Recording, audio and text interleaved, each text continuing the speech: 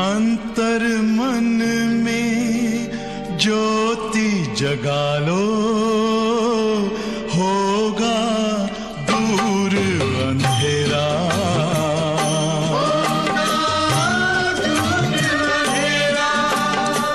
शिव का कर लो ध्यान, आ रहा पावन पुण्य सवेरा।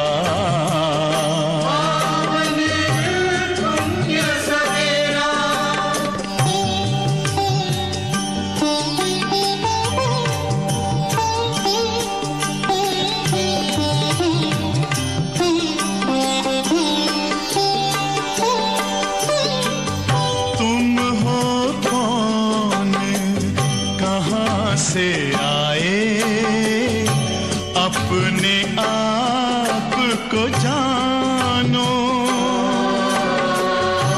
राजयोग के द्वारा अपना परम पिता पहचानो। इसी राजपथ पर चलकर पालो अपना बसेरा।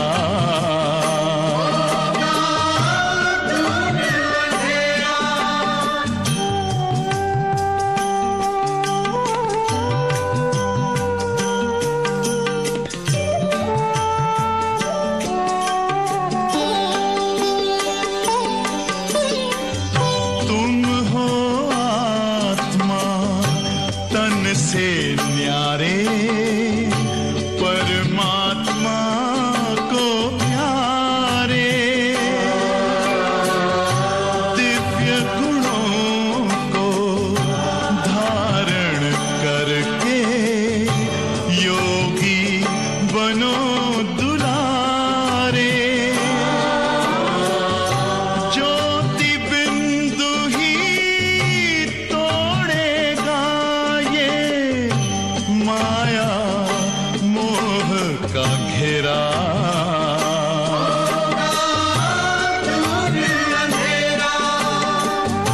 अंतर मन में ज्योति जगा लो, होगा दूर अंधेरा।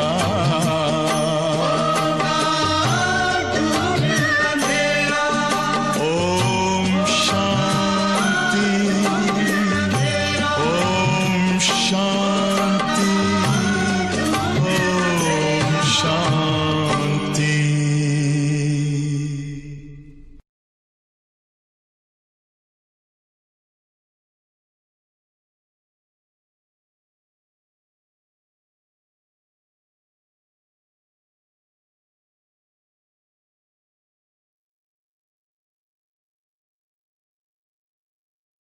ओम शांति। मुरली की तारीख है 15/7/2020। बाबा कहते हैं, बच्चे तुम कितने भाग्यशाली, सौभाग्यशाली।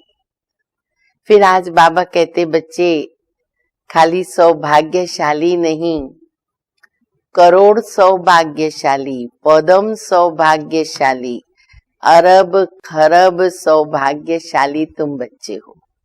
सचमुच इतनी करोड़ों मनुष्य आत्माओं में से बाबा ने हम बच्चों को ढूंढ लिया, अपनी गोद में बुलाया। बाबा हमें पढ़ा रहे हैं, देवता बना रहे हैं। कितना हमारा भाग्य है। फिर बाबा कहते, बच्चे सच्चे वैष्णव तुम बच्चे हो।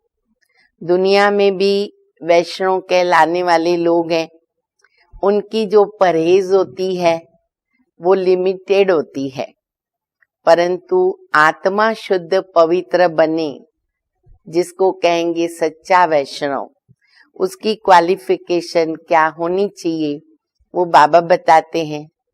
तो बाबा के महावाक्य सुनेंगे।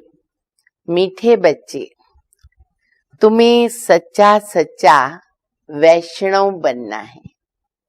तुम्हें सच्चा सच्चा वैष्णव बनना है, सच्चे वैष्णव भोजन की परहेज के साथ साथ पवित्र भी रहते हैं। सच्चे वैष्णव की निशानी बाबा बता रहे हैं कि भोजन का परहेज तो रहता ही है, परंतु मेन बात है पवित्र रहने की, जो बाबा ने बच्चों से प्रतिज्ञा कराई हुई है। तो बाबा कहते हैं कि वह बहुत आवश्यक है सच्चे वैष्णव के लिए। प्रश्न है, कौन सा अवगुण गुण में परिवर्तन हो जाए? कौन सा अवगुण गुण में परिवर्तन हो जाए तो बेड़ा पार हो सकता है। जैसे बाबा कहते हैं ना कि बच्चे तुम गुणवान थे सतयुग में, फिर द्वापर युग से विकारी बने, तो हर गुण हमारा अवगुण में परिवर्तन हो गया। जो हम प्रेम स्वरूप थे वो हम क्रोध स्वरूप बन गए, जो हम पवित्र स्वरूप थे वो हम काम स्वरूप बन गए, विकृत रूप हो गया। तो अभी बाबा हम बच्चों का अवगुण को गुण में परिवर्तन करते। तो देखो आज बाबा ने कौन से विकार के बारे में बताया है।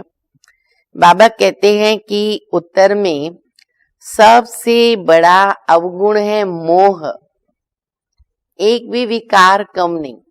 अगर एक एक विकार को हम उठाएं तो हर विकार अति दुखदाई और नुकसानकारी है। तो बाबा मोह की बात बता रहे, सबसे बड़ा अवगुण है मोह। मोह के कारण संबंधों की याद सताती रहती है। प्रभु की याद नहीं रहेगी, परंतु जिनमें मोह है वो संबंधों की याद सताती रहती है।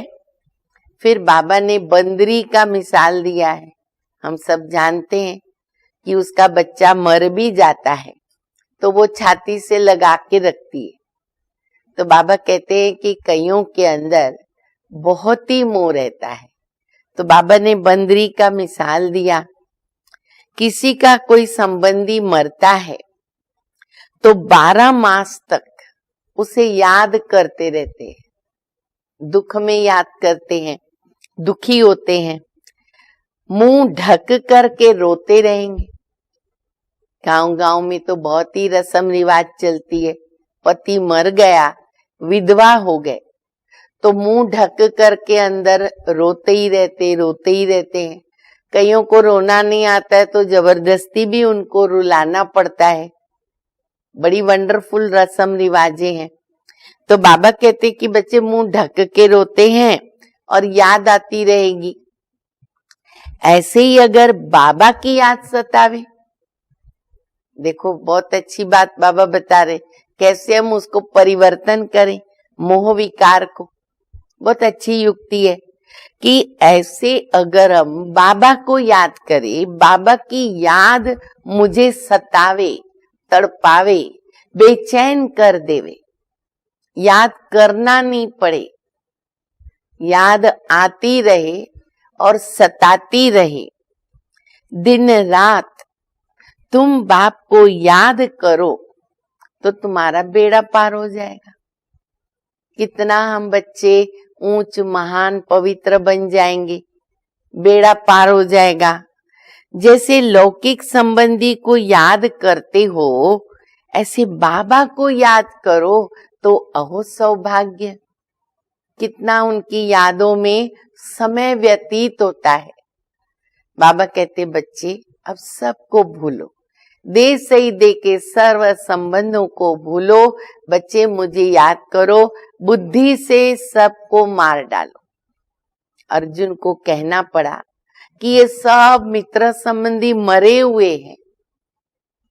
तो बाबा भी कहते हैं कि बच्चे ये कब्रिस्तान है, सब मरे हुए हैं।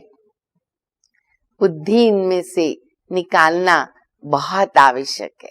समय की भी पुकार है और ड्रामा की भी पुकार है और बाप दादा का भी इशारा है। ओम शांति। बाप रोज रोज बच्चों को समझाते हैं बच्चे अपने को आत्मा समझकर बाबा की याद में बैठो। आज उसमें ऐड करते हैं। क्या बोल रहे बाबा? आज उसमें ऐड करते हैं। क्या ऐड करते हैं? सिर्फ बाप नहीं, दूसरा भी समझना है।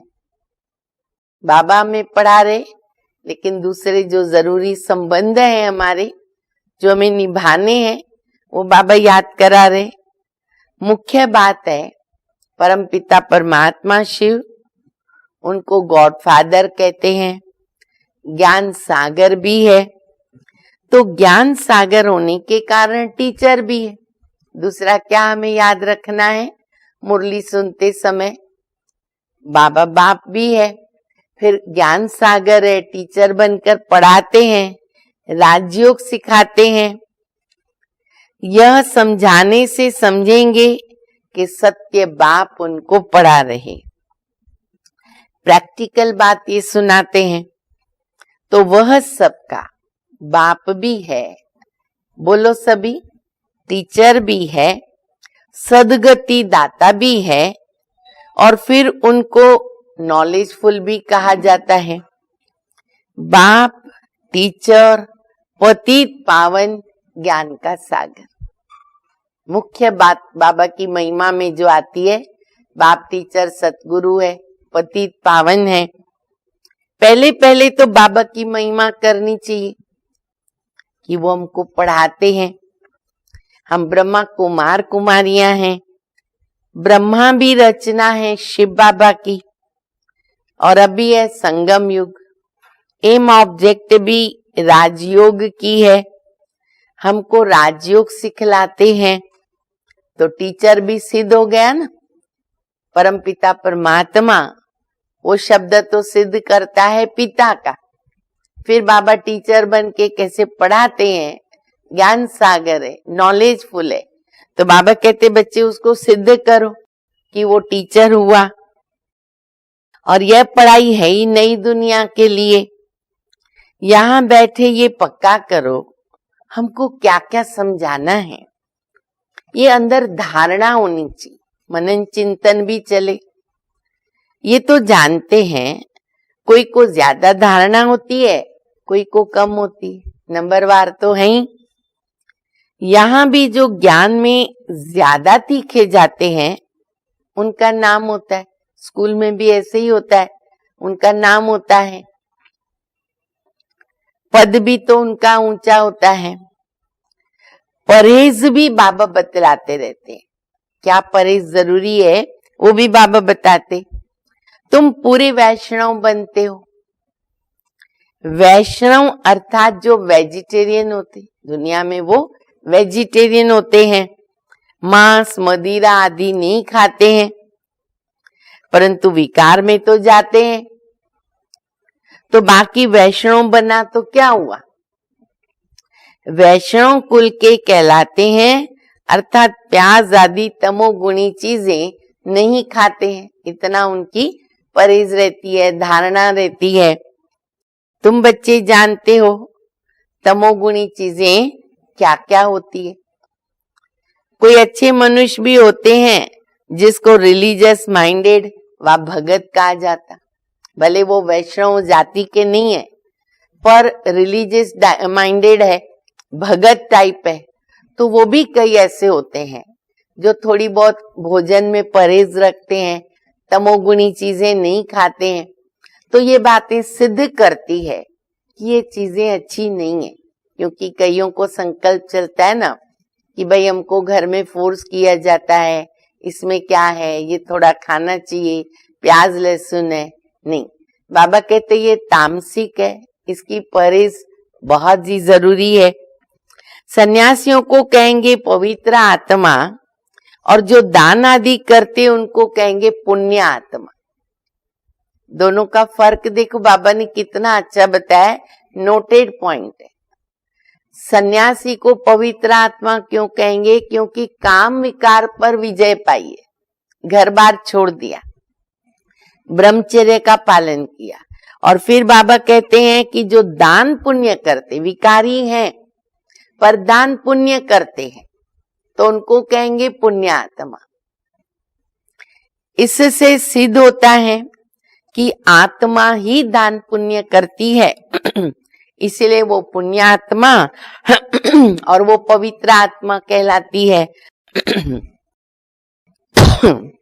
आत्मा कोई निर्लेप नहीं है। अब ये सब टाइटल आत्मा पर है, तो ये पॉइंट भी हम उनको बहुत अच्छी तरह समझा सकते हैं कि आत्मा निर्लेप नहीं है। ऐसे अच्छे अच्छे अक्षर याद करनी चाहिए, याद होंगे तो हम समझा सकेंगे। साधुओं को भी महान आत्मा कहते, फिर साधु संत होते हैं उनको कहते महान आत्मा, महात्मा। महान परमात्मा नहीं कहेंगे, किसी को भी ये तो नहीं कहेंगे ना पुण्य परमात्मा, महान परमात्मा, नहीं, वो आत्मा ही कहेंगे। तो आत्मा तो परमात्मा हुई नहीं, तो फिर सर्वव्यापी कहना रॉन्ग है। तो बाबा कहते ये पॉइंट भी कितनी अच्छी है समझाने के लिए। सर्वव्यापी के लिए भी ये बात सिद्ध करती है और आत्मा निर्लेप नहीं है, ये भी बात सिद्ध करती है। सर्व आत्माएं हैं, जो भी हैं सब में आत्मा है। पढ़े लिखे जो हैं वो सिद्ध करके बतलाते हैं झाड़ में भी आत्मा है, वो जड़ है, हम चैतन्य है। इसलिए बाबा कहते हैं ना, उसको मालूम नहीं, बोल नहीं सकता झाड़, आम का बीज है, बताएगा नहीं कि मेरे में आम पैदा होगा। कहते 84 लाख योनियां हैं जिसमें आत्मा है। आत्मा न होती तो वृद्धि कैसे होती? मनुष्य की जो आत्मा है वह तो जड़ में जा नहीं सकती ना। तो शास्त्रों में ऐसी ऐसी बातें लिख दी है, इंद्रप्रस्थ से धक्का दिया और जाके पत्थर बन गया। वो नीचे समझेंगे जड़ पत्थर होता है ना, वैसा बन गया। तो बाबा कहते हैं ना पत्थर बुद्धि बन जाते हैं। तो अभी बाप बैठ समझाते हैं। बाप बच्चों को कहते हैं देह के संबंध तोड़, अपने को आत्मा समझो, माँ में कम याद कर। बाबा का डायरेक्शन, फरमान, आज्ञा याद रखें। अपने को आत्मा समझो, माँ में कम याद करो। बस तुम्हारे अभी 84 जन्म पूरे हुए, अब तमो प्रधान से सतो प्रधान बनना है। दुख धाम है अपवित्र धाम, शांति धाम और सुख धाम है पवित्र धाम। ये तो समझते हो ना। सुख धाम में रहने वाले देवताओं के आगे माथा टेकते हैं, ये निशानी है कि उनके आगे झुक जाते हैं, क्योंकि वो पवित्र हैं। सिद्ध होता है भारत में, नई दुनिया में पवित्र आत्माएं थी, उच्च पद वाले थे। अभी तो गाते हैं ना कि मुझे निर्गुण हारे में कोई गुण नहीं। मंदिर है, देवताएं हैं, तो प्रमाण है, सिद्ध करता है कि ये पवित्र आत्माएं थी। और खुद के लिए क्या बोलते, मुझे निर्गुण हारे में कोई गुण नहीं, हमारे में कोई गुण नहीं है। तो है भी ऐसे, कोई गुण नहीं। बाबा कहते है भी ऐसे, कोई गुण नहीं है। मनुष्यों में मोह भी बहुत होता है, मरे हुए की याद रहती है। जो व्यक्ति चला गया वापिस आ नहीं सकता याद करने पर। बाबा कहते उसको याद करते रहते हैं। बुद्धि में आता है कि ये मेरे बच्चे हैं। पति अथवा बच्चा मरे तो उनको याद करते रहेंगे। स्त्री 12 मास तक तो अच्छी तरह याद करती है, मुंह ढक के रोती ही रहती है। विधवा हो जाती है ना तो वो रोती रहती है। बाबा ने कितनी अच्छी बात बताई, सब ध्यान से सुनेंगे, अभी आनंद भी आएगा सुनकर। और उसका परिवर्तन अगर हम ऐसे करते हैं ना तो हमें बहुत फायदा होगा। तो बाबा ने कहा ना मुंह ढक के रोती है, तो बाबा कहते ऐसा मुंह ढक कर अगर बाबा को याद करो, अरे दिन रात बाबा को याद करते रहो, बेड़ा पार हो जाएगा। जैसे पति को दिन रात याद करते मुंह ढक के। और कई हमारी ज्ञानी माताओं का ये अनुभव हमने सुना है। गांव में रहती है ना, समझो पति मर गया, अब उसको तो मालूम है कि मुझे रोना नहीं है, मेरा तो पतियों का पति शिव बाबा है उनकी अच्छी स्थिति, परंतु गांव वाले उल्टा उठाते हैं ना, ये रोती नहीं है, नास्तिक है, ये है वो है, तो दिखावा भी करना पड़ता है। तो वो क्या करती हैं, मुंह ढक करके बाबा को याद करती हैं, बाबा की महिमा करती रहती है अंदर, तो थोड़ा दिखावा भी करती है पर अंदर बाबा की याद रहती है। तो बाबा कहते कहीं माता ऐसी युक्ति रचती है, तो होना क्या चाहिए, यही बात बाबा कहते, आप बाबा को याद करो, उसके बजाय कितना कल्याण हो जाएगा। बाप कहते हैं जैसे पति को तुम याद करती रहती हो, ऐसे मेरे को याद करो तो तुम्हारे विकर्म विनाश हो जाएंगे, फायदा कितना हो जाएगा। बाबा युक्तियां तो बताते हैं कि ऐसे ऐसे करो। फिर बाबा दूसरी बात बता रहे, पोता मेल देखते हैं, आज इतना खर्च हुआ, इतना फायदा हुआ, बैलेंस रोज निकालते। क्यों बाबा ये बात बता रहे, हम अपना पोता मेल निकालें, रोज का हिसाब देखें, घाटा फायदा चेक करें, कोई मास भी निकालते हैं। यहाँ तो ये बहुत जरूरी है, बाप ने बार बार समझाया है। चार्ट उन्नति करता है, आगे बढ़ाता है, बाबा बार बार समझाते। अब बाबा कहते हैं बच्चे, तुम बच्चे सौभाग्यशाली, 1000 भाग्यशाली, करोड़ भाग्यशाली, पदम अरब खरब भाग्यशाली है। कभी ये लाइन भूले नहीं, हमारी खुशी कभी गायब नहीं होगी। बाबा कह रहे, भगवान कह रहा है, भगवान मेरी महिमा कर रहा है कि बच्चे तुम सौभाग्यशाली, 1000 भाग्यशाली, करोड़ भाग्यशाली, पदम अरब खरब भाग्यशाली। जो बच्चे अपने को सौभाग्यशाली समझते हैं वह जरूर अच्छी तरह बाबा को याद करते रहेंगे, ये उनकी क्वालिफिकेशन है। फिर बाबा कहते वही गुलाब के फूल भी बनेंगे, उनकी प्राप्ति भी बाबा बता रहे। तो चेक करें हमारी हम किस कंडीशन में है, गुलाब के फूल बन रहे हैं ना। ये तो नटशेल में समझाना होता है, बनना तो खुशबूदार फूल है ना, मुख्य बात तो याद की है। सन्यासियों ने तो उनको योग अक्षर कह दिया, लौकिक बाप तो ऐसे नहीं कहेंगे ना कि मुझे याद करो। हाँ, कभी बाप कहेगा नहीं, ऑटोमेटिक याद आती है। या पूछेगा मुझे याद करते हो, ऐसा कभी बाप पूछेगा मुझे याद करते हो। कोई स्कूल में भेजा हमको कि जाके माँ बाप को याद करना सीखो, नहीं, बाप बच्चे को, बच्चा बाप को याद होता ही है। ये तो लॉ है, कायदा है। अरे यहाँ तो पूछना पड़ता है, और वो भी अनादि अविनाशी संबंध है बाबा के साथ, पूछना पड़ता है। कारण भी बाबा बता रहे, क्यों? क्योंकि माया भुला देती है, बीच में गड़बड़ करती है माया। बाबा कहते माया भुला देती है। यहाँ आते हैं, समझते हैं बाबा के पास जाते हैं, तो बाबा की याद रहनी चाहिए, इसलिए बाबा चित्र भी बनाते हैं, वो भी साथ में रहे। हर जगह हमारी निशानी, चाहे हम पर्स में बाबा का चित्र रखें, चाहे थैली में रखें, पॉकेट में रखें, खीसे में रखें, साधन ही साधन है। पहले हमेशा बाबा की महिमा शुरू करो। किसको भी बाबा कहते बताते हो, पहले बाबा की महिमा शुरू करो।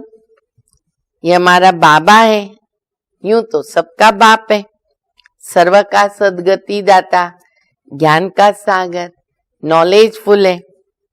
बाबा हमको सृष्टि के आद मध्य अंत का ज्ञान देते हैं, जिनसे हम त्रिकालदर्शी बन जाते हैं। त्रिकालदर्शी इस सृष्टि पर कोई मनुष्य नहीं हो सकता। बाबा कहते लक्ष्मी नारायण भी त्रिकालदर्शी नहीं है, वो भी नहीं है। वो त्रिकालदर्शी बन के क्या करेंगे, मालूम पड़ जाएगा तो गड़बड़ है कि आगे हम जाके उतरती कला में जाएंगे। तो बाबा कहते जरूरत भी नहीं है, तुम बनते हो और बनाते हो। इन लक्ष्मी नारायण में अगर ज्ञान होता तो परंपरा से चला आता, सतयुग से। बीच में तो विनाश हो जाता है, इसलिए परंपरा तो चल नहीं सकता। तो बच्चों को उस पढ़ाई का अच्छी तरह सिमरण करना चाहिए। ये जो बीच में विनाश होता है ना, में सब ऊपर नीचे हो जाता है। तो बाबा कहते हैं कि बच्चे पढ़ाई का अच्छी तरह सिमरण करो। तुम्हारी भी ऊंचते ऊंच पढ़ाई संगम पर होती है, तुम याद नहीं करते हो, देह अभिमान में आ जाते हो, माया थप्पड़ मार देती। देह अभिमान में आ गए, खाई थप्पड़ माया की। 16 कला संपूर्ण बनेंगे तब विनाश की भी तैयारी होगी। वह विनाश के लिए और तुम अविनाशी पद के लिए तैयारी कर रहे, कितना फर्क है। कौरव और पांडवों की लड़ाई तो हुई नहीं, कौरव और यादवों की लगती है। ड्रामा अनुसार पाकिस्तान भी हो गया। वह भी शुरू तब हुआ जब तुम्हारा जन्म हुआ। बाबा इस धरती पर आए, फिर हिंदुस्तान पाकिस्तान हो गया। अब बाबा आए हैं तो सब प्रैक्टिकल होना चाहिए ना। यहाँ के लिए ही कहते हैं ना कि रक्त की नदियां बहती है। पहले भारत में रक्त की नदी अभी बहेगी, फिर घी की नदी बहेगी। अब भी देखो लड़ते रहते, मर्डर तो देखो कितना कॉमन हो गया है। फलाना शहर दो, नहीं तो लड़ाई करेंगे। अब देखो लद्दाख के लिए चीनी कितना लड़ाई कर रहे हैं, मर्यादाएं तोड़ते रहते पाकिस्तान वाले भी। ये हमको दो, नहीं तो हम लड़ाई करेंगे। यहां से पास नहीं करो, ये हमारा रास्ता है। अब वह क्या करे, स्टीमर कैसे लेके जाए, जाने नहीं देते हैं। फिर राय करते हैं तो जरूर राय पूछते होंगे, मदद की उम्मीद मिली होगी, वह आपस में ही अपने को खत्म कर देते, या फिर सिविल वार भी ड्रामा में नूंदे। हर जगह पर विनाश की तैयारियां जो है अपनी अपनी रीति से है। भारत में ज्यादा सिविल वार रहती है। फिर बाबा दूसरी बात बता रहे, बच्चे अभी बाप कहते हैं मीठे मीठे बच्चे बहुत बहुत समझदार बनो। सब नॉलेज दी है बाबा ने, समझदार बनो। यहां से बाहर घर में जाने से भूल मत जाओ, ये ध्यान रखो। यहां से घर गए भूल मत जाओ। अभी तो सब घर में बैठे हैं तो इसलिए याद ही रखना है, कहां बाहर तो जाना ही नहीं है। यहाँ तुम आते हो कमाई जमा करने, विशेष मधुबन में तो विशेष कमाई होती है। छोटे छोटे बच्चों को ले आते हो तो फिर उनके बंधन में रहना पड़ता। क्यों मना करते हैं मधुबन में बच्चों को नहीं ले आओ? एक तो बड़ी मेहनत से 4-5 दिन, एक हफ्ता घर में से सब निकल करके जाते हैं समय निकाल कर, और वहां भी अगर बच्चे साथ में ले जाएंगे तो बुद्धि उसमें पड़ी रहती। उनको तैयार करना, उनका ध्यान रखना, निश्चिंत होके जाएंगे, अच्छी तरह वहां कमाई कर सकेंगे। तो बाबा कहते हैं कि बच्चे फिर बंधन में रहना पड़े अगर उनको उठा के आएंगे तो। यहाँ तो ज्ञान सागर के कंठे पर आते हो ना, जितनी कमाई करेंगे उतना अच्छा है, उतना चांस ले लेने का। तो इसमें लग जाना चाहिए। तुम आते हो अविनाशी ज्ञान रत्नों की झोली भरने। कहते हैं ना, भोलानाथ भर दो मेरी झोली। बाबा भोलानाथ होकर के देता रहता है, देता रहता है, चाहे हम पात्र योग्य हैं या नहीं है, पर भोला है ना, दे देता है। जो लेगा उसका बेड़ा पार है। भगत तो शंकर के आगे जाकर कह देते कि झोली भरो, वो फिर शिव शंकर को एक ही समझ लेते हैं। शिव शंकर महादेव कहते हैं तो महादेव बड़ा हो जाता। ऐसी छोटी छोटी बातें बहुत समझने की है। फिर बाबा दूसरी पॉइंट बता रहे तुम बच्चों को समझाया जाता है कि अभी तुम ब्राह्मण हो, नॉलेज मिल रही है, पढ़ाई से मनुष्य सुधरते। स्कूल में क्यों भेजते हैं? बहुत सारे मैनर्स आते बच्चों के अंदर, बहुत सी बातें सीखने को मिलती है, चाल चलन भी अच्छी होती है, सब कुछ सिखाया जाता है, उठना बैठना खाना पीना पढ़ना। अभी तुम पढ़ रहे हो, जो सबसे ज्यादा पढ़ते पढ़ाते हैं उनके मैनर्स भी अच्छे होते हैं। तुम कहेंगे सबसे अच्छे मैनर्स किसके हैं? बाबा मम्मा के, नंबर 1 है, हमें उनको फॉलो करना है। ये फिर हो गई बड़ी मम्मा ब्रह्मा बाबा, इसमें प्रवेश करके बच्चों को रचते हैं बाबा। माता पिता कंबाइंड है, कितनी गुप्त बातें। अब ये बातें तो हम बच्चे ही समझ सकते हैं। जैसे तुम पढ़ते हो वैसे मम्मा भी पढ़ती थी, उनको एडाप्ट किया, सियाणी थी तो ड्रामा अनुसार सरस्वती नाम पड़ा। नंबर 1 गए हमारे मम्मा। बाबा कहते बहुत अच्छा उन्होंने पुरुषार्थ किया, तो बाबा कहते बच्चे ड्रामा अनुसार सरस्वती बन गई, मम्मा बनी, सरस्वती बनी, जगदम्बा बनी। फिर ब्रह्मा बाबा का ब्रह्मपुत्रा बड़ी नदी, वो भी माँ है। ब्रह्मपुत्रा बड़ी नदी, मेला भी लगता है सागर और नदियों का, सागर और ब्रह्मपुत्रा का। ये बड़ी नदी ठहरी और माँ भी ठहरी। तुम मीठे मीठे बच्चों को कितना ऊंचे ले जाते हैं। बाप तुम बच्चों को देखते हैं, उनको तो किसी को याद करना नहीं है ना। शिव बाबा को याद करना है क्या? बाबा बच्चों को सबको याद करता है, पर इसीलिए नहीं कि बाबा को पवित्र बनना है, विकर्म विनाश करने, ऐसा तो याद नहीं करना है ना।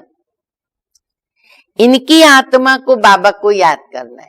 ब्रह्मा बाबा को याद करना पड़े शिव बाबा को। बाबा कहते हैं हम दोनों बच्चों को देखते हैं फिर बाप दादा मिलकर बच्चों को देखते हैं मुझ आत्मा को तो साक्षी होके नहीं देखना, परंतु बाप के संग में हम भी ऐसे देखता हूं। देखो बाबा कितनी मीठी बातें बच्चों से कर रहे हैं। बाप के साथ रहता तो हूं ना, हूं तो सही ना इनके साथ में, मैं भी देखता हूं। मुझ आत्मा को तो साक्षी होके नहीं देखना। अच्छा, फिर बाबा कहते उनका बच्चा हूं तो साथ में देखता हूं। मैं विश्व का मालिक बन करके घूमता हूं। ब्रह्मा बाबा बता रहे हैं कि मैं विश्व का मालिक बन के घूमता हूं, जबकि मैं ही ये करता हूं, मैं दृष्टि देता हूं। शिव बाबा भी रचयिता, ब्रह्मा बाबा भी नई दुनिया के स्थापना के रचयिता, सतयुग के रचयिता। तो बाबा दोनों भी बाप दादा देखते रहते हैं। तो बाबा कहते हैं मैं दृष्टि देता हूं। देह सहित सब कुछ भूलना होता है, बाकी बच्चा और बाप जैसे एक हो जाते। ब्रह्मा बाबा और शिव बाबा दोनों जैसे एक हो जाते हैं। तो बाप समझाते बच्चे खूब पुरुषार्थ करो। बरोबर मम्मा बाबा सबसे ज्यादा सेवा करते। घर में भी माँ बाप बहुत सर्विस करते हैं ना, सर्विस करने वाले जरूर ऊंच पद पाएंगे, तो फॉलो करना चाहिए। जैसे बाप अपकारियों पे उपकार करते हैं, तुम भी फॉलो फादर करो, इसका भी अर्थ समझना है। बाप कहते मुझे याद करो और किसका भी सुनो नहीं। कोई कुछ बोले, दुनिया वालों का काम है सुनाना, कोई कुछ बोले सुना अनसुना कर दो, सुना अनसुना कर दो, मुस्कुराते रहो। अरे वो आप ही ठंडा हो जाएगा। कोई बात बोली ना, मुस्कुराते रहो, आप ही ठंडा हो जाएगा। बाबा ने कहा था कोई क्रोध करे, क्या करना चाहिए? उन पर फूल चढ़ाओ, प्रेम पुष्प, मीठे शब्दों के पुष्प बोलो।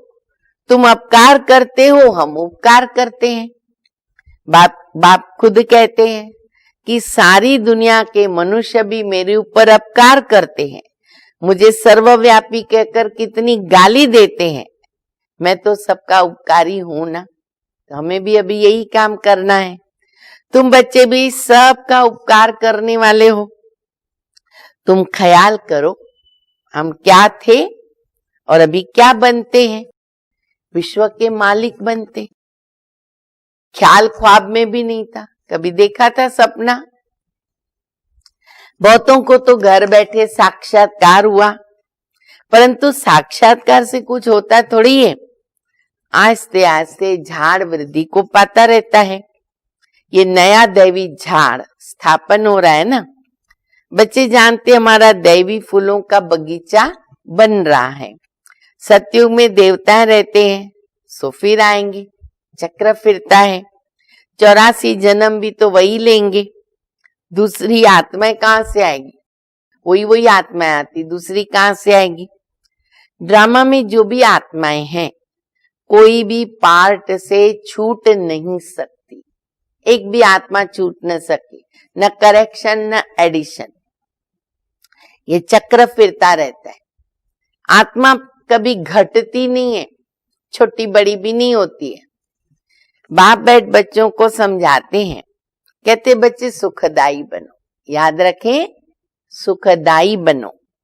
माँ कहती है ना, घर में माँ कहती है ना, आपस में लड़ो झगड़ो नहीं। बेहद का बाप भी बच्चों को कहते हैं, याद की यात्रा बहुत सहज है। ये वह यात्रा तो जन्म जन्मांतर करते आए, फिर भी सीढ़ी नीचे उतर के पापात्मा बन गए। बाबा कहते बच्चे अब ये है रूहानी यात्रा। तुमको उस मृत्यु लोक में लौट कर नहीं आना है। उस यात्रा से तो लौट कर आते हैं, फिर वैसे के वैसे बन जाते हैं। तुम तो जानते हो कि हम स्वर्ग में जाते हैं। स्वर्ग था, फिर होगा। ये चक्र घूमता है। दुनिया एक ही है, बाकी स्टार्स आदि की कोई दुनिया नहीं है। ऊपर जाकर देखने के लिए कितना माथा मार रहे, अभी भी मारते रहते। माथा मारते मारते मौत सामने आ जाएगा। होना ही नहीं, कुछ है ही नहीं। मौत आ जाएगा, समय आ जाएगा। ये सब है साइंस। ऊपर जाएंगे, अच्छा फिर क्या होगा? मौत तो सामने खड़ा ही है। तो एक तरफ ऊपर जाकर खोज करते, दूसरी तरफ मौत के लिए बॉम्ब्स बना रहे। मनुष्यों की बुद्धि देखो कैसी है। समझते भी हैं कि कोई प्रेरित है, हमसे कोई बनवा रहा है। खुद कहते हैं वर्ल्ड वार जरूर होनी है। अब तो समझ रहे हैं अच्छी तरह। ये वही महाभारत की लड़ाई है। अब तुम बच्चे भी जितना पुरुषार्थ करेंगे उतना कल्याण करेंगे, अपना ही कल्याण करेंगे। खुदा के बच्चे तो हो ही, भगवान अपना बच्चा बनाते हैं, तो तुम भगवान भगवती बन जाते हो। लक्ष्मी नारायण को कहते गॉड गॉडेस। कृष्ण को गॉड मानते हैं, राधा को इतना नहीं। सरस्वती का नाम है, राधे का नहीं। सरस्वती, जगदम्बा, लक्ष्मी, राधे का कम है। कलश लक्ष्मी को दिखाते हैं, ये भी भूल कर दी है। सरस्वती के भी अनेक नाम रख दिए, वह तो तुम ही हो। देवियों की भी पूजा होती है, आत्माओं की भी पूजा होती है। तो बाप बच्चों को हर बात समझाते रहते। कितना बाबा हमको ऊंच बना रहे।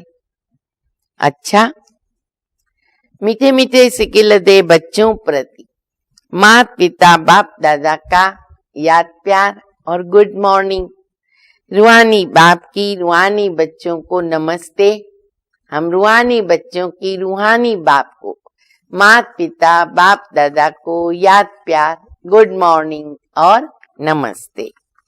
धारणा के लिए मुख्य सार है पहला, जैसे बाप अपकारी पर भी उपकार करते हैं, ऐसे फॉलो फादर करना है। अपकारी पर उपकार। कोई कुछ भी बोले, बाबा ने बता दिया, कोई कुछ भी बोले सुना अनसुना कर देना है, मुस्कुराते रहो। कुछ बोलो भी नहीं, मुस्कुराते रहो। एक बाबा से ही सुनना है। दूसरा, सुखदाई बनकर सबको सुख देना है। दुख किसको नहीं देना है, सुख देना है। आपस में लड़ना झगड़ना नहीं है। समझदार बनकर अपनी झोली अविनाशी ज्ञान रत्नों से भरपूर करनी है। वरदान, शुद्ध संकल्प के वृत्त द्वारा वृत्ति का परिवर्तन करने वाले दिल तख्त नशीन भव। शुद्ध संकल्पों का वृत्त रखें, वृत्ति परिवर्तन होती। बाप दादा का दिल तख्त इतना प्योर है जो उस तख्त पर सदा प्योर आत्मा ही बैठ सकती है। अब तो दिल तख्त पर बैठते हैं ना हम संगम युग पर, लेकिन कब बैठ सकेंगे? आत्मा को प्योर बनाना होता है। जिनके संकल्प में भी अपवित्रता या अमर्यादा आ जाती है, वो तख्त नशीन के बजाय गिरती कला में नीचे आ जाते। ध्यान दें, अपवित्र संकल्प न पैदा हो, बाबा के तख्त से नीचे आ जाएंगे। इसलिए पहले शुद्ध संकल्प के वृत्त द्वारा अपनी वृत्ति को परिवर्तन करो। वृत्ति परिवर्तन से भविष्य जीवन रूपी सृष्टि बदल जाएगी। शुद्ध संकल्प व दृढ़ संकल्प के वृत्त का प्रत्यक्ष फल है सदा काल के लिए बाप दादा का दिल तख्त। दिल तख्त पर विराजमान होना है तो ये वृत्त धारण करना पड़ेगा। स्लोगन है, जहां सर्वशक्तिमान साथ है वहां निर्विघ्न सफलता है ही। बाबा का अगर साथ है तो बाबा कहते हैं सफलता भी मिलेगी और निर्विघ्न भी रहेंगे। अच्छा, ओम शांति।